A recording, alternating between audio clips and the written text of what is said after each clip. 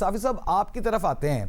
کیا آپ کو لگتا ہے کہ انہوں نے اتنا پریشر بنایا ہوا ہے کہ خان صاحب خود بھی جو کہ بانی ہیں وہ بھی پھر لچک دکھانے سے ڈرتے ہیں کہ پھر انہیں بھی مشکل کا سامنا کرنا پڑے گا، یا آپ کو لگتا ہے کہ خان صاحب بصالیت کے راستے کی طرف بڑھ سکتے ہیں جس کا سہیل وڑائی صاحب نے مشورہ دیا؟ نہیں، ان کا خان صاحب پہ تو کوئی پریشر نہیں ہے، کیونکہ خان صاحب جیل کے اندر کوئی سوشل میڈیا تو نہیں دیکھتے ہیں۔ میرا اور ان کا اس معاملے میں پوزیشن ایک ہی ہے، میں دیکھتا نہیں ہوں اور وہ دیکھ نہیں سکتے، تو یہ کہنا تو درست نہیں ہوگا کہ ان کا پریشر خان صاحب کے اوپر ہے، اور خان صاحب اپنی رائے وہ خود بناتے ہیں۔ لیکن جو سہیل افریدی صاحب ہیں اور یا ان کی ٹیم ہے، ہم سب کو یہ پتہ ہے کہ یہ خان صاحب کی نامینیٹڈ ٹیم ہے اور ان کی فیورٹ ٹیم ہے، اس پہ ان کو اعتماد تھا، تو اس لیے انہوں نے علی امین گنڈاپور صاحب کو ہٹا کے اس کی جگہ سہیل افریدی صاحب اور ان کے ساتھیوں کو اقتدار دے دیا ہے۔ تو میرے خیال میں تو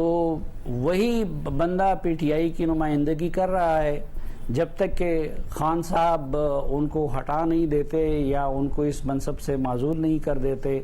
یا ان کے بارے میں کسی شک کا اظہار نہیں کرتے، کیونکہ دوسرے جو خان صاحب کے نمائندے ہیں بیرسٹر گوہر صاحب،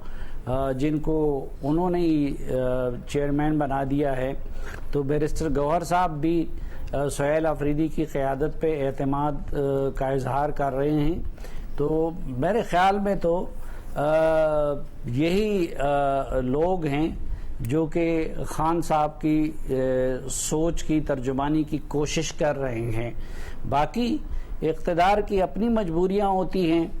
ایک بندہ جب اقتدار میں ہوتا ہے تو وہ بہت ساری چیزیں نہیں کر سکتا جو کہ ایک آزاد بندہ کر سکتا ہے، اور پھر خیبر پختونخوا جیسا صوبہ کہ جدھر آدھا صوبہ تقریباً وہ طالبان کے کنٹرول میں ہیں، تو دوسری طرف یہ بھی ہے کہ جو لوگ ملک کے اندر ہیں وہ بہت کچھ نہیں کر سکتے کہ جو باہر بیٹھے ہوئے لوگ کر سکتے ہیں۔ تو یہ فرق اس وقت ہمیں مختلف جو پی ٹی آئی کے رہنما ہیں ان کی زبان میں اور ان کے ایکٹس میں یہ فرق ہمیں نظر آتا ہے، لیکن میرے خیال میں یہی لوگ ہی خان صاحب کی نمائندگی کر رہے ہیں جن کو انہوں نے نامینیٹ کیا ہے۔ ٹھیک ہے صافی صاحب، آپ کا موقف آیا۔ سہیل وڑائی صاحب، ہم آپ سے ایک مختصر سوال پوچھ کر پھر بریک کی جانب جائیں گے۔ 20 لاکھ کی ایک فگر 27 ستمبر کے احتجاجی لانگ مارچ کے لیے سہیل افریدی صاحب نے دی ہے، تو آپ کو لگتا ہے کہ اتنا پاپولر لانگ مارچ 20 لاکھ لوگوں کے ساتھ اسلام آباد آ سکیں گے یا ایگزیجریٹڈ فگر ہے؟ دیکھیں، آج تک پاکستان میں جو سب سے بڑا اجتماع ہوا ہے وہ محترمہ بے نظیر بھٹو کا ہے، اور فارن پریس میں اتفاق رائے تھا کہ یہ 10 لاکھ سے زائد تھا۔ تو پاکستان میں اس سے بڑا تو آج تک کوئی اجتماع ہوا ہی نہیں ہے، لیکن ہمارے یہاں رواج ہے جب کوئی اجتماع ہوتا ہے کہتا ہے لاکھوں بندے تھے، تو وہ آپ لاکھوں کہہ لیں، لیکن اگر ہیڈ کاؤنٹ کی جائے تو وہ تو آپ کو یوں سمجھیں کہ 1 لاکھ بھی ہو نا تو بہت زیادہ ہیڈ کاؤنٹ کرنا مشکل ہو جاتا ہے، بہت زیادہ ہو جاتا ہے۔ اعزاز، آپ کچھ کہہ رہے ہیں 20 لاکھ کو کم کر کے دیکھ لیں ریئلسٹکلی۔ ٹھیک ہے، ٹھیک ہے اعزاز، آپ کچھ ایڈ کر رہے تھے۔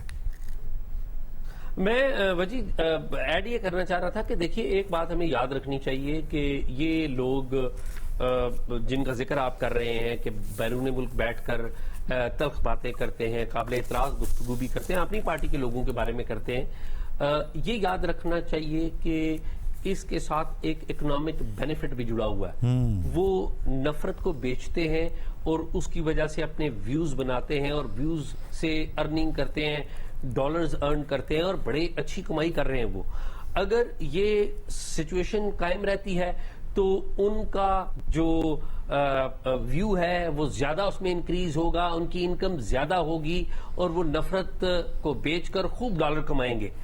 لیکن اگر یہاں پر امن ہو جاتا ہے تو پھر انہیں کون دیکھے گا؟ اگر عمران خان صاحب باہر نکل آئے تو سارے لوگ تو پھر عمران خان صاحب کی اور ان کی فیملی کی گفتگو سنیں گے. تو لہٰذا یہ جو ارینجمنٹ ہے نا کہ خان صاحب اندر رہیں اور یہ باہر بیٹھ کر جو مرضی باتیں کریں، اور یہ ہیں بھی پاکستان سے باہر،